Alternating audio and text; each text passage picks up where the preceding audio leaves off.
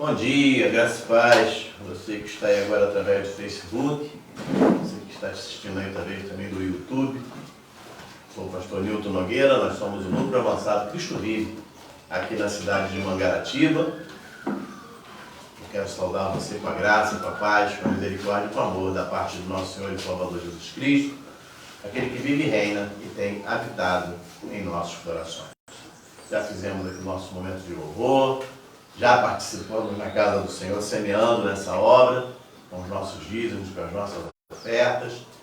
E agora nós vamos estar ouvindo o que o Senhor tem a nos falar nessa manhã. E o tema dessa mensagem, da nossa mensagem hoje é: não fuja do seu chamado. Eu quero convidar você a estar abrindo a sua Bíblia no livro de Jonas, capítulo 1, versículo 1 e 2. Não fuja do seu chamado. Jonas, capítulo 1, versículo 1, versículo 2.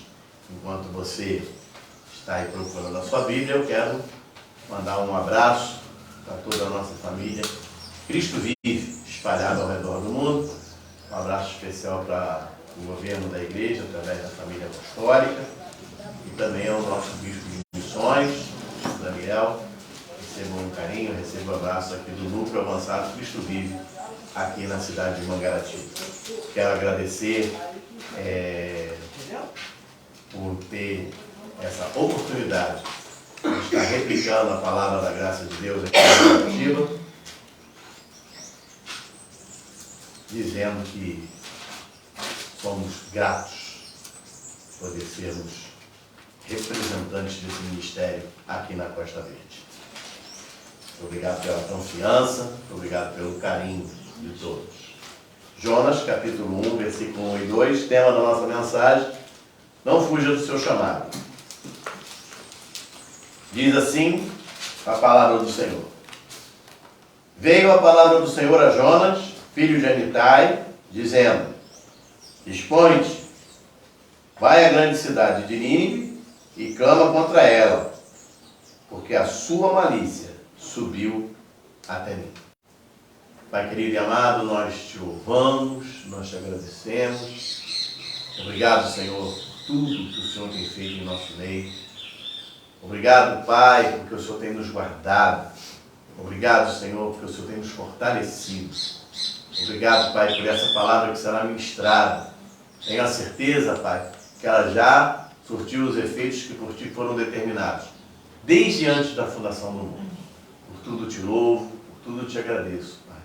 Em nome de Jesus. Amém, Senhor. E amém. Amados, eu quero falar com você hoje sobre dois personagens da Bíblia que tiveram praticamente o mesmo chamado. E o terceiro personagem é você. O terceiro personagem sou eu. Então são dois personagens na Bíblia e o terceiro somos nós. O primeiro personagem é Jonas. Está aí. Esse livro aí foi escrito por volta do ano 760 a.C. Jonas era filho de Amitai, um nativo de Gat-Hefer. E Gat-Hefer é uma cidade, um vilarejozinho situado a 5 quilômetros da cidade de Nazaré. Jonas era considerado um antitipo de Cristo, né?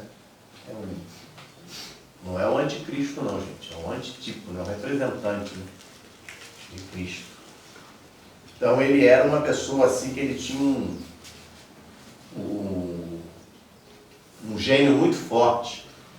Eu me lembrei de Pedro, né? Poderia dizer que ele era o Pedro daquela época.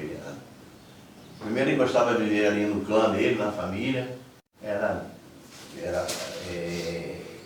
irritado, era brigão, gostava das coisas também muito certas, né? E Jonas foi o único profeta mandado para pregar aos gentios. Então olha que coisa maravilhosa, né? Naquela época ele foi o único profeta mandado pregar aos gentios.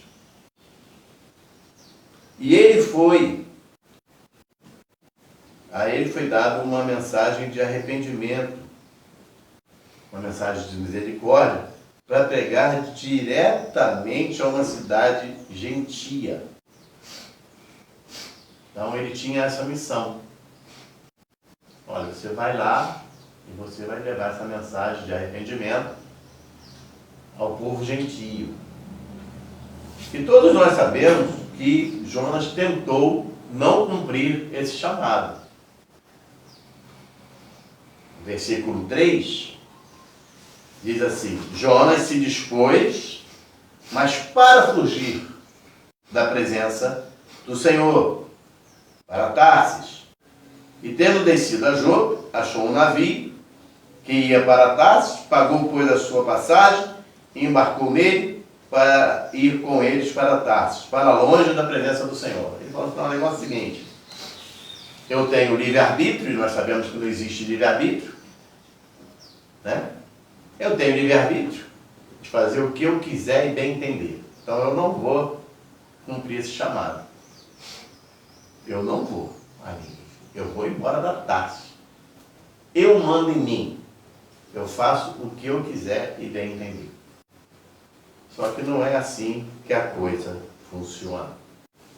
E aí no versículo 4 diz assim: mas o Senhor lançou sobre o mar um forte vento, e fez-se no mar uma grande tempestade, e o navio estava a ponto de se despedaçar. Também conhecemos essa história. O que eles fazem? Eles vão lá, pegam Jonas. Rapaz, o que está acontecendo? Jonas está dormindo. Jonas está dormindo. E normalmente, quando você está fazendo algo fora da vontade de Deus, você está como que adormecido. Está tudo certo, você acha que está tudo certo, o que eu estou fazendo é certo, o caminho que eu estou indo é certo, e acabou o fim de papo. Eu sou dono do meu corpo, eu sou dono do meu nariz, eu faço o que eu quiser e bem entender. E principalmente no mundo que a gente está vivendo hoje, está bem por aí. Eu sou dono do meu corpo, eu faço o que eu quiser. Aí no versículo 5, nós vemos aí, dizendo assim: então, os marinheiros cheios de medo clamavam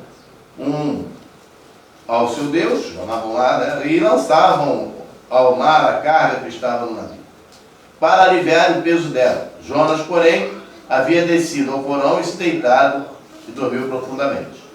Chegou-se a ele o mestre do navio e disse: o que passa contigo? Agarrado no sono? Levanta-te, invoca teu Deus, talvez assim esse Deus se lembre de nós, para que não pereçamos. E diziam uns aos outros: vinde e lancemos sorte, para que saibamos por causa de quem sobreveio este mal. E lançaram sorte, e a sorte caiu sobre Jonas. Não adianta você correr do chamado de Deus. Ainda que esteja lançando sorte, vai apontar para você: ó, é ele. Esse camarada aí é o causador de tudo isso. E aí o que eles fazem com o Jonas? Todos nós sabemos. Pega o Jonas, joga no mar, pô, sai daqui. E a partir do momento que ele é jogado no mar, o mar acalma. Aí o mar acalma. E agora ele vai ser engolido por um grande peixe, né? Uns dizem que é uma baleia e tal, mas ninguém sabe o correto, até porque o garganta de baleia é pequenininho. E ele viveu lá dentro por 3 dias, e foi aquele período que ele teve um encontro com o Senhor ali, porque ali ele orou. Ali ele viu que a coisa era séria, não era brincadeira, mas ainda assim não aprendeu, né? Depois lá na frente ele vai, cumpre o chamado, mas ele fica chateado, porque o Senhor mandou uma palavra de arrependimento para aquela cidade ali, que era uma cidade idólatra, uma cidade que vivia na malícia, vivia lá no meio do tudo errado, e ele achava que não podia, não tem que ter, não tem que dar chance para esse povo. Eu quero dizer uma coisa para você: muitas pessoas são assim, tá? A gente olha, às vezes, você vê um camarada, aí fala: rapaz, como é que pode? Esse cara matou, roubou, fez e aconteceu, e agora está pregando o evangelho. E infelizmente nós somos os primeiros a julgar. Quando eu falo nós, é nós mesmos, nós evangélicos. Eu não entendo isso. Não quero entender Deus. Até porque, se você diz eu não entendo isso, eu não entendo como é que você também está aqui. Porque se nós olharmos, outrora nós vivíamos mortos em delitos e pecados. Nós vivíamos para lá, aprontando de tudo quanto era maneira. E hoje nós estamos aonde? Na casa do Senhor. Então, é no versículo 15, fala o quê? Levantaram a Jonas e lançaram ao mar, e o mar cessou a sua fúria. A partir do momento que ele foi agora, não, tira esse peso daqui, jogaram ele, o mar cessou, e aí Deus começa a falar, agora você vai ver a minha mão na sua vida. Eu quero falar hoje para você que tem um chamado e não dá atenção a ele. Eu não quero saber disso. Eu não vou fazer. Eu não vou fazer. Mas você tem um chamado. Mas eu não vou fazer. Acabou. Sou eu que me mando. Aí eu pergunto, até quando? Será que você vai ter que ser jogado fora do barco? E aí, se você procurar lá no apóstolo Paulo, teve um momento também que ele está sendo levado num navio e chega lá uma tempestade muito forte e o Senhor fala para ele, fica tranquilo, o que vai se perder aqui é bem material, mas não vai, nenhuma vida vai perecer. E o navio se despedaça todo e aquelas pessoas chegam na praia agarradas em pedaços de madeira. É, isso aí. O que vai? Será que você vai esperar chegar agarrado a um pedaço de madeira? Vai esperar que tudo esteja virado de cabeça para baixo, desculpem o termo, para você dizer, Senhor, estou aqui. Aí você se joga assim, ó, eu não aguento mais. Precisava disso? Precisava chegar a esse ponto? Será que hoje sou eu que estou falando, ontem foi outro que falou, amanhã é outro que vai falar, a palavra tem chego até você e você está... Eu não vou fazer. Eu não quero saber. Outros estão assim, eu já passei por esse lugar, pastor. Eu já fui da igreja. O pastor fez, o pastor aconteceu, o irmãozinho fez, o irmãozinho aconteceu. A minha pergunta para você nessa manhã é, o que Jesus fez para você, além de ter dado a vida dele, para que hoje você tenha vida e vida em abundância? Será que isso não vale? Não, pastor, eu não quero saber disso não. Não pode nada. Não pode nada ou você quer fazer tudo que não pode? Esse aqui é o detalhe. Não pode nada ou você quer fazer tudo que não pode? Você quer viver uma vida dissoluta? Você quer viver uma vida na base da moda, vamos embora? Então tem que ver isso. Eu acho que é hora de rever os conceitos. É hora de você olhar para você mesmo. Olhar para você e pensar, bom, tudo bem, a minha vida acaba quando eu baixar a sepultura ou eu vou viver a eternidade? Eu vou viver a eternidade. Tenho procurado andar nos caminhos para isso. Então é hora de você fazer avaliações. Então, Jonas, ele achou que era assim que a coisa acontecia. Eu não quero e acabou, é fim de papo. E o Senhor falou, não é assim não. Não é assim não. Vamos começar a mudar o rumo dessa história. E ele falou, eu vou fugir. E o Senhor foi e trouxe ele de volta. Não, mas eu não quero. E tem um detalhe. Ele podia ter sido pego e o peixe ter jogado ele em qualquer lugar. Não, você vai jogar lá e você vai pregar a palavra lá em Nínive. Você vai pregar a palavra onde eu falei para você ir. Né? Mas ele, é o que eu falei, ele era uma pessoa muito agarrada à família, ao clã. Ele gostava das coisas muito certas. Ele achava que do jeito que Deus estava mandando ele fazer, não era o correto. E tem gente que está assim, achando isso também. Não vou fazer nada disso não. Porque eu não acho certo aquele ali que fez tanta coisa errada e agora está na igreja. O que você tem? Quem é você para achar alguma coisa certa? Quem é você para julgar a Deus? Né? Tem um ditado aí, não jogue pedra no telhado de vidro, porque o seu telhado também é de vidro. É um negócio mais ou menos assim. Né? Porque quem é você? Olha para você. Olha para trás, você não teve chance. Você já não teve a sua chance. A chance é do outro agora e você vai participar disso. Você vai pregar nessa pessoa, você vai orientar e você vai mostrar o caminho a seguir. Então, o que eu quero falar para você hoje é que você não deixe o seu chamado de lado. Dê atenção a ele. Olha a Deus, Senhor, me orienta, me mostra o que devo fazer, aonde eu vou, por que vou, como prosseguir. Às vezes você pode estar sendo chamado para fazer a diferença no meio da tua família, sendo chamado para fazer a diferença na tua escola, chamado para fazer a diferença no teu trabalho. Então, você tem que orar a Deus. Assim como Jonas, nós também temos o apóstolo Paulo. Paulo também recebeu um chamado para pregar aos gentios. Né? E qual é a definição de gentio? Etimologicamente falando, gentio deriva-se da palavra gens, que significa clã ou grupo familiar.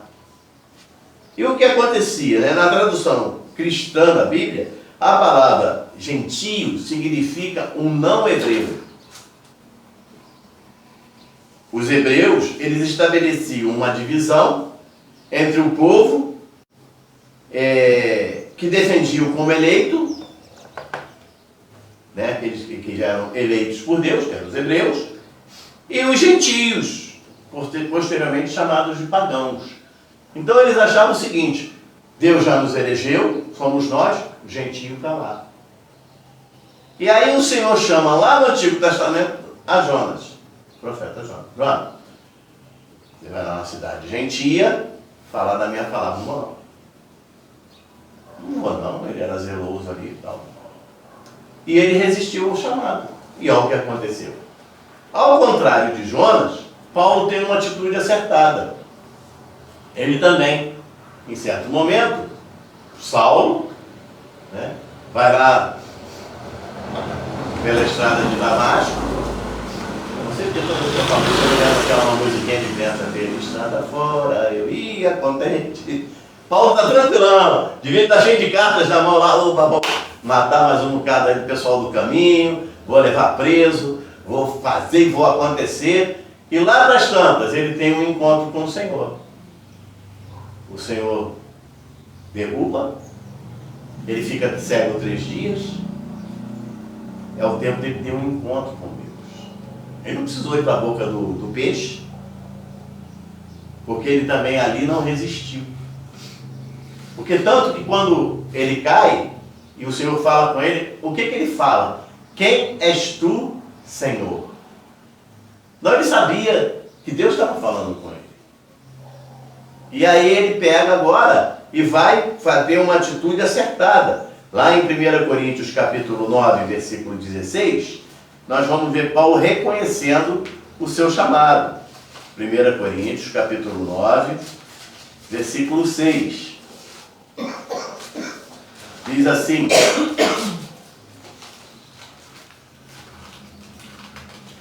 perdão, versículo 16, capítulo 9, versículo 16.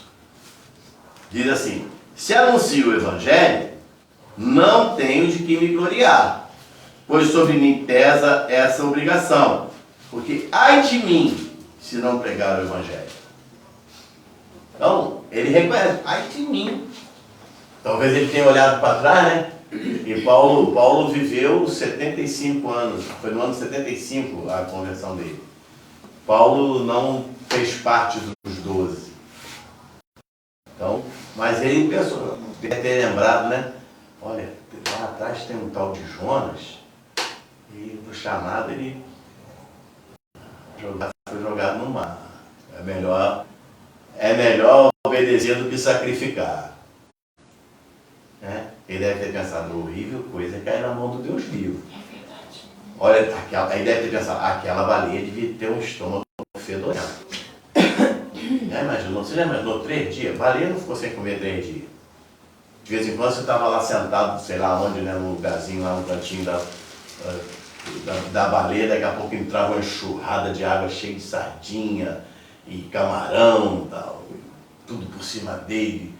aquele fedor horrível. Ele falou, não, eu não quero viver dessa forma, não.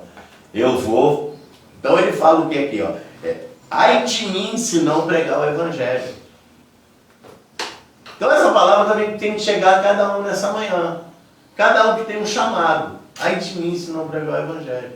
Quantas das vezes você já pensou em parar? Quantas das vezes já pensou em desistir? Ah, não vou continuar, não. Ah, é cansativo. Ah, mas a gente fala, parece que ninguém ouve. Está ouvindo sim. Está ouvindo sim. Pode ter certeza. Nenhum trabalho, nenhuma palavra que você lance, nada que você faça para o Evangelho é em vão.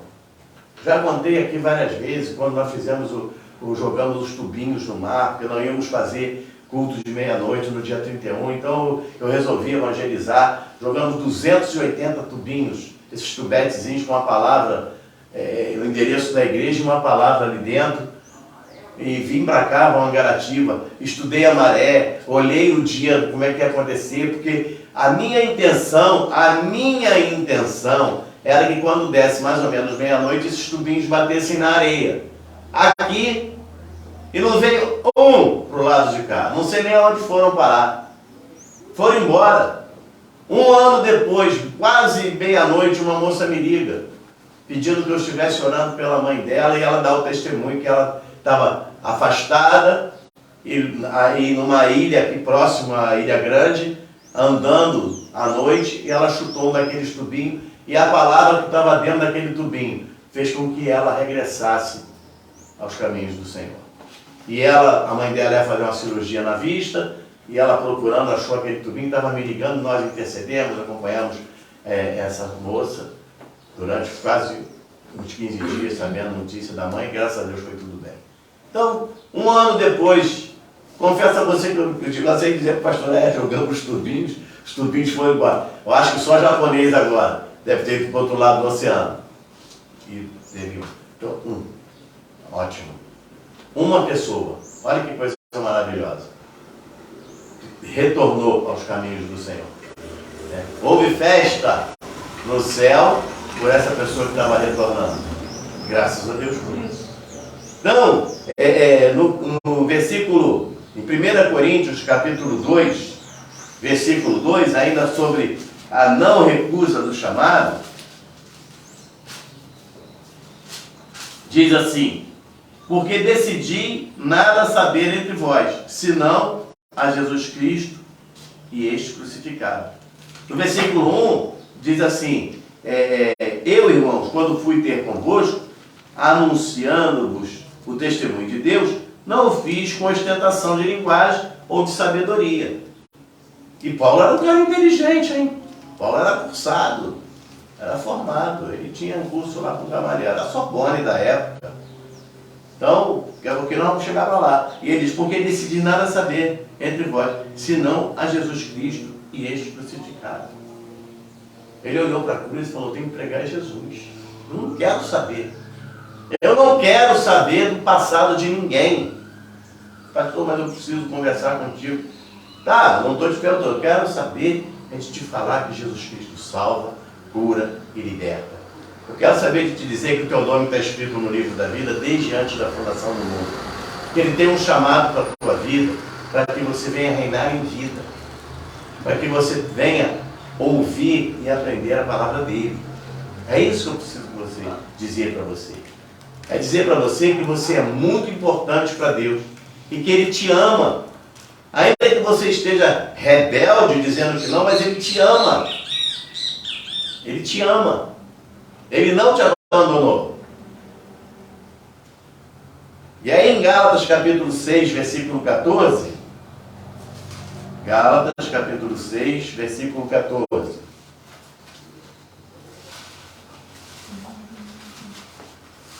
Diz assim: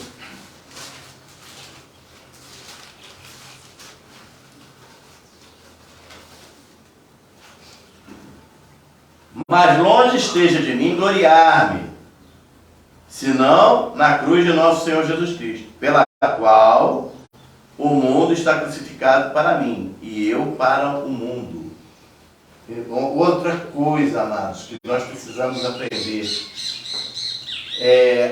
Amanhã, ou daqui a 5 minutos, ou agora, você está ouvindo essa mensagem e diz assim: essa mensagem falou meu coração, eu vou me render ao Senhor, eu vou confessá-lo como meu único e suficiente Salvador, eu estou afastado, eu vou me reaproximar, eu quero falar com o Senhor que estou voltando, e você faz isso aí onde você estiver, na sua casa, é para a honra e glória do Senhor. É Ele quem faz a obra, é Ele. Então Paulo tinha isso também. E aí, ele faz o quê? Ele é chamado a uma revelação de Cristo para um povo que não é não judeu. Olha aí, ó, batendo junto com Jonas. Ele é chamado para pregar quem? Pregar os gentios. Porque o apóstolo Paulo, ele tem uma mensagem para os gentios. Como nós vimos, gentio era o quê? Aqueles que não eram hebreus e que eram considerados pagãos. Mas que lá no meio desse povo, o qual nós estávamos incluídos, e agora somos filhos do Senhor, porque fomos alcançados por essa palavra, tem lá os filhos de Deus. É onde você não pode fazer acepção de pessoa. Às vezes lá no meio lá da bagunça do mundo, está lá milhares e milhares de homens, mulheres e crianças que têm o seu nome escrito no livro da vida, mas estão vivendo uma vida dissoluta. E uma palavra sua alcança essas pessoas. Agora, se você resolve não cumprir o seu chamado, o que vai acontecer? Aí tem gente, Deus manda outro, não manda você. Ele vai levar você aonde você tem que cumprir o chamado que ele tem para a sua vida. Nem que para isso seja necessário você chegar agarrado nos pedaços de madeira. Nem que para isso seja necessário ele colocar uma baleia andando na estrada, engolir teu carro e botar você lá onde você tem que ir. Porque o jeito que Deus faz, eu não estou preocupado. Eu sei que Ele faz. Eu sei de uma coisa. Se você olhar a história lá do filho pródigo, você vai ver. Isso não volta nunca mais. Ele agora está cheio do dinheiro. Ele gastou tudo, ele perdeu tudo, a ponto de começar a comer as alfarrobas do porco. E ele falou que não, para comer isso aqui, vou trabalhar lá com meu pai. E foi recebido com honra. Você vai ser recebido com honra. Porque o Senhor está aqui para te honrar. Ele está te chamando, Ele está falando contigo, porque você é filho, você é filha. Senão você não estava nem ouvindo essa mensagem. Então, o que você precisa fazer? Se colocar de pé. E Paulo resolve fazer o quê? Eu tenho que cumprir. E ele vai com uma palavra, uma revelação de Cristo para um povo que não é judeu. 2 Timóteo, capítulo 4, versículos 6 e 8.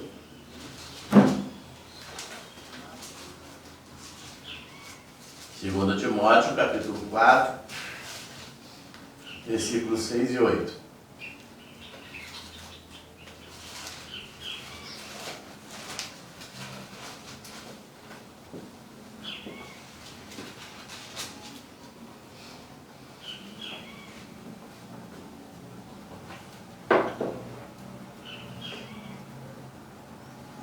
Diz assim: quanto a mim, estou sendo já oferecido por libação, e o tempo da minha partida é chegado. Combati o bom combate, completei a carreira, guardei a fé. Já agora, a coroa da justiça me está guardada, a qual o Senhor reto juiz me dará naquele dia. E não somente a mim, mas também a todos quantos amam a sua vida. Então, Paulo, ele foi chamado aos gentios, e aí ele agora passa por uma série de coisas, nós sabemos disso. Paulo não vai para ali, eu sei que o que me aguarda lá é chicotada, eu sei que me aguarda lá é quarentena, eu sei disso. E ele diz aqui, ó, tranquilo, né? Quanto a mim, estou sendo já oferecido por libação.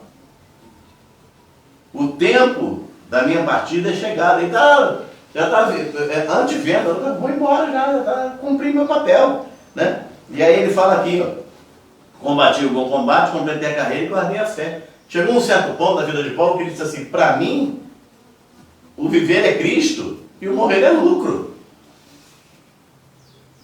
Então aquele homem, né, ele tinha uma segurança, na verdade. Filipenses capítulo 3, versículo 1, diz assim: quanto ao mais, irmãos meus, alegrai-vos no Senhor. A mim não me desgosta e é segurança para vós outros que eu escreva as mesmas coisas. Então, ele tinha certeza. Ele não ficava fazendo, sabe? Não, vou dar um jeitinho aqui, vou dar um jeitinho ali, eu vou criar uma artimanha igual a gente vê por aí. Não, nós precisamos como é que é? Incentivar a fé da pessoa. Aí vamos fazer a campanha da fita, a campanha do sal, a campanha da pedra, a campanha da água, e vai, vassoura, feijão, e vai. Quando na verdade a palavra de Deus nos fala em Efésios 2,8 o quê? Pela graça sois salvos mediante a fé, isso não vem de vós, é um dom de Deus. A tua fé é um dom de Deus. Como é que eu faço, Senhor? Me ajuda. O caminho é esse, Senhor. Eu quero exercitar esse dom que o Senhor me deu. Eu quero exercitar esse dom.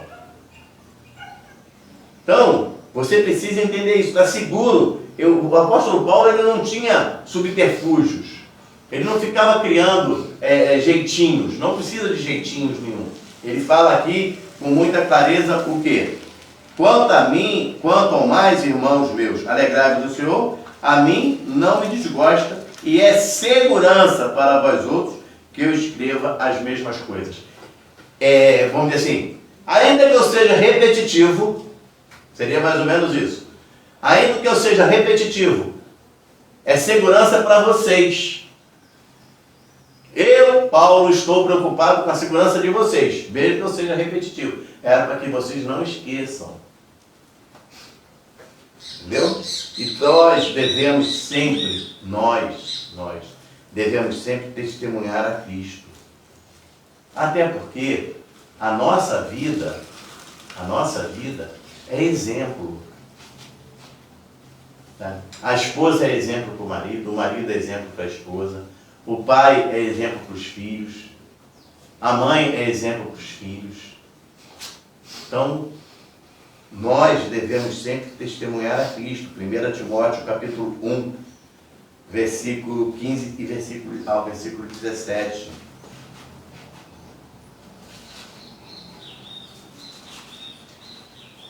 Timóteo, capítulo 1, versículo 15 ao versículo 17. Fiel é a palavra e digna de toda aceitação, que Cristo Jesus veio ao mundo para salvar os pecadores, da quais eu sou o principal. Mas, por esta mesma razão, me foi concedida a misericórdia, para que em mim, o principal, evidenciasse Jesus Cristo a sua completa longanimidade, e servisse eu de modelo a quantos hão de crer nele para a vida eterna. Viu só? Ele está preocupado aqui em ele servir de modelo a quantos crerão para a vida eterna. E você? Hoje o apóstolo Paulo não está aqui, mas temos nós. Somos representantes do Senhor aqui na terra, embaixadores de Cristo. E qual a sua preocupação? Será que você está caminhando aqui, como ele diz aqui no versículo 17? Assim, deixa eu ir lá direitinho, 15, capítulo 1, 15 a 17, não foi isso? O Essa foi concedida a misericórdia, para mim, principal, evidenciaste Jesus Cristo, a sua completa longanimidade, e servisse eu de modelo quantos aos que hão de crer para a vida eterna. E aí o versículo 17 diz: assim, ao Rei eterno, imortal, invisível, Deus único, honra, glória pelos séculos dos séculos. Amém. Através do teu testemunho, você vai estar evidenciando Cristo na vida das pessoas. E aí as pessoas vão olhar para você e vão querer fazer o quê? Conhecer ao Deus que você serve. Agora, é fácil? Não.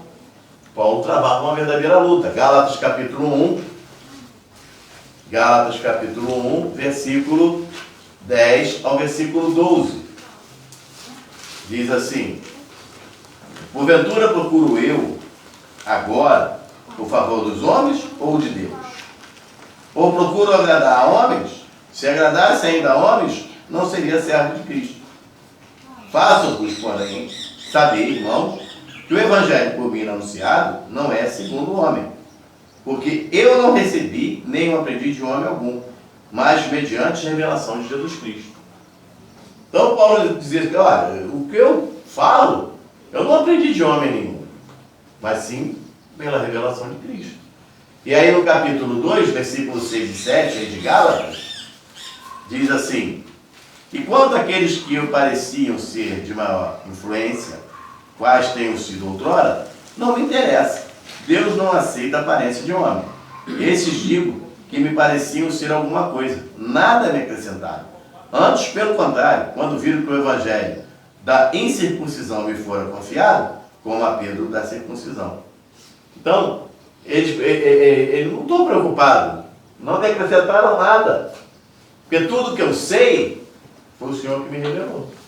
A palavra que eu estou trazendo para vocês foi o Senhor que revelou. Então, era assim que ele fazia, né? E Paulo era um homem perseguidor e zeloso pelas tradições. Lá em Gálatas capítulo 1, versículo 13 e versículo 14, fala o seguinte: porque ouvis qual foi o meu proceder outrora no judaísmo, como sobremaneira perseguia eu a igreja de Deus e a devastava. E agora eu pergunto para você: você vai julgar agora o apóstolo Paulo? Ah, então eu não deveria. Foi um homem que escreveu quase todo o Novo Testamento. Então, e aí hoje você vê uma pessoa que estava outrora um perseguidor, outrora vivia uma vida dissoluta, e você diz, como pode? Deus usa quem Ele quer, da forma que Ele quer, a hora que Ele quer. Versículo 14. E na minha nação, quanto ao judaísmo, avantajava-me a muitos da minha idade, sendo extremamente zeloso das tradições de meus pais. Ele era extremamente zeloso das tradições do pai dele, dos pais dele. Por vezes, vemos pessoas que no passado só tinham mancha e agora estão pregando o evangelho. Somos os primeiros a julgar, isso lá atrás, né? Paulo, ele era uma pessoa de instrução, ele era instruído. Atos capítulo 22, versículo 3. Atos capítulo 22, versículo 3.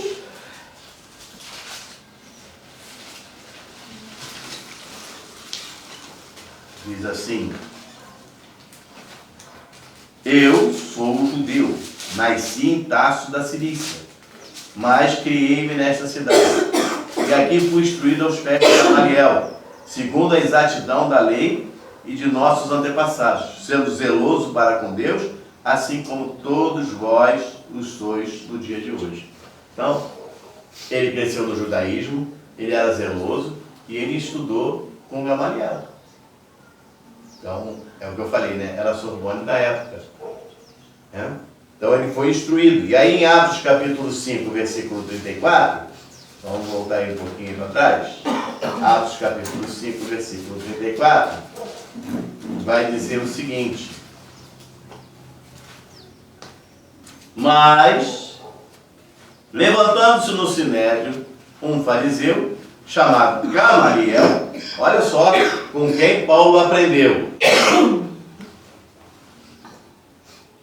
mestre da lei, acatado por todo o povo, mandou retirar os homens por um pouco. Então, olha quem era Gamaliel, mestre da lei, foi quem ensinou a Paulo. E ele pega tudo isso, né? Tudo que ele sabia, e ele diz assim: olha, é como se ele dissesse, tudo que eu aprendi, eu poderia até usar. Eu poderia até, né, me avantajar dizendo, não, eu sou isso, eu sou formado não sei em quê, eu sou isso, sou isso, sou isso, sou isso. Ele disse, não. O que eu sei me foi revelado não foi por homens, mas foi direto pelo Senhor. A palavra que eu trago para vocês não foi o homem que me revelou, mas foi o Senhor. Então ele não usa o que ele sabia para crescer. Pelo contrário. Ele diz, não, o que eu sei foi o Senhor que me revelou. Então Paulo tinha um passado doloroso. Aí em Atos